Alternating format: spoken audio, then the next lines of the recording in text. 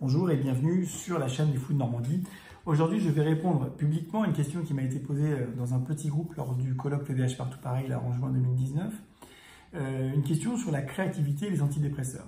Alors, c'est une question qu'on me pose relativement fréquemment, surtout les gens créatifs, parce qu'ils tiennent beaucoup à cette créativité et on peut le comprendre.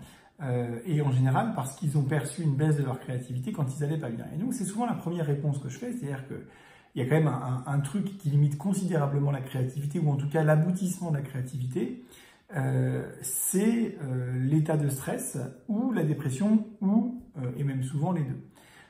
Donc la première chose à savoir, c'est que quand on prend un antidépresseur, en général, l'anxiété diminue, hein, c'est un peu le principe, et donc il y a des choses qui se libèrent en termes de créativité à ce moment-là.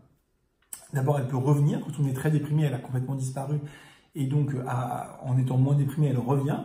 Mais quand on n'en est pas à ce stade-là, qu'on a simplement un trouble anxieux important, voilà, qu'on doute énormément de soi, qu'on doute de ce qu'on fait, qu'on doute d'un peu tout, eh bien, elle ne revient pas parce qu'elle était déjà là, mais elle était en devenir et je dirais qu'elle se concrétise. Et la créativité peut vraiment s'exprimer à ce moment-là.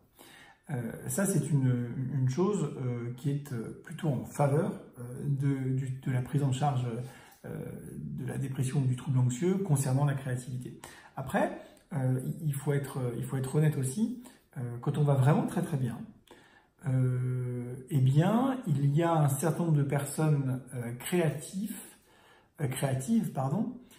qui peut-être ont un peu plus de difficultés à prendre du temps, à voir naître des idées extrêmement créatives issues de leur rumination anxieuse. Et ces idées-là, issues de la souffrance, issues du mal-être, issues de l'anxiété, issues du doute pathologique, issues des éléments obsessionnels, eh bien, cette créativité-là peut, en tout cas, moi, on a pu me le rapporter, peut, j'ai pas dit va, mais j'ai dit peut diminuer. Donc voilà, il faut aussi dire les choses. Après, l'écrasante majorité des patients, soit déprimés, soit anxieux, soit les deux, nous rapportent en général une augmentation de leur créativité, une sorte de libération de leur créativité, parce que cette créativité n'est plus inhibée par le doute, et que donc elle s'exprime à plein, l'esprit foisonne plus, et donc en général, en moyenne, pour la plupart des patients, il y a plutôt une augmentation de la créativité et surtout une augmentation de la production concrète, quoi. Vous voyez ce que je veux dire, qu'elle soit, je sais pas moi, dans le dessin, dans la peinture, dans la musique, voilà, dans les arts en général. Donc, non, de manière générale, les antidépresseurs ont plutôt tendance à augmenter la productivité. Évidemment, il faudrait en avoir besoin au départ, hein. On ne parle pas de gens qui n'en ont pas besoin. Les antidépresseurs, chez les gens souffrant d'un trouble anxieux ou d'une dépression, ont tendance à augmenter la productivité en général, y compris la productivité en termes de créativité.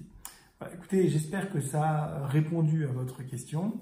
Et puis, je vous dis à très bientôt dans une prochaine vidéo. Bye.